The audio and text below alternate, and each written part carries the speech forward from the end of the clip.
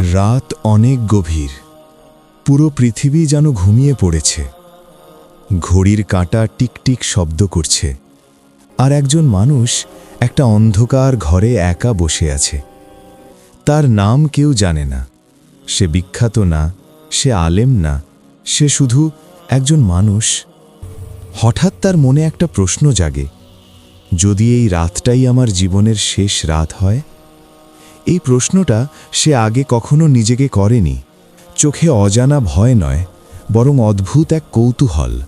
হঠাৎ চারপাশ নিঃশব্দ হয়ে যায়, ঘড়ির শব্দ থেমে যায়, হাওয়া পর্যন্ত থেমে গেছে। তার কানে যেন কেউ ফিসফিস করে বলে, তুমি কি জানো তোমার জন্য কি অপেক্ষা করছে? সে চমকে ওঠে। এই কণ্ঠস্বর কার? মনের নাকি আত্মার? সে চোখ বন্ধ করে, আর ঠিক তখনই গল্পটা শুরু হয়। অন্ধকারের মাঝখানে হঠাৎ এক ফোঁটা আলো, ছোট কিন্তু উজ্জ্বল।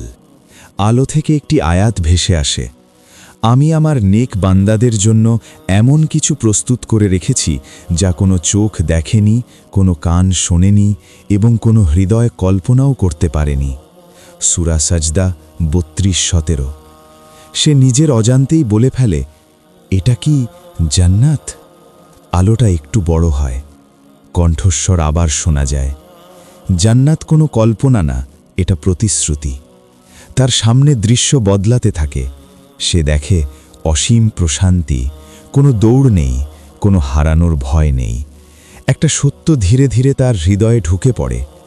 এই দুনিয়ায় মানুষ যা খোঁজে, শান্তি, নিরাপত্তা, ভালোবাসা, সব কিছুর পূর্ণ রূপ জান্নাতে।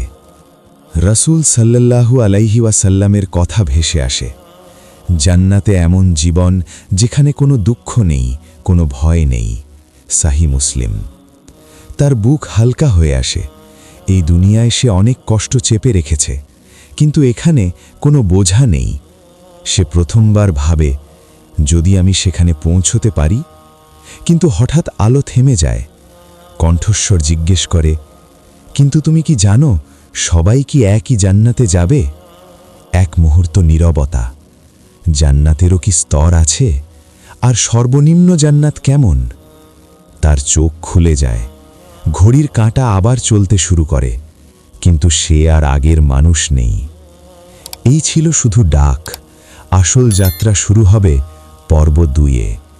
ভিডিওটা এখানেই শেষ করবেন না, কারণ পরের পর্ব জান্নাতের এমন এক রহস্য খুলবে যা শুনলে আপনার হৃদয় কেঁপে উঠবে।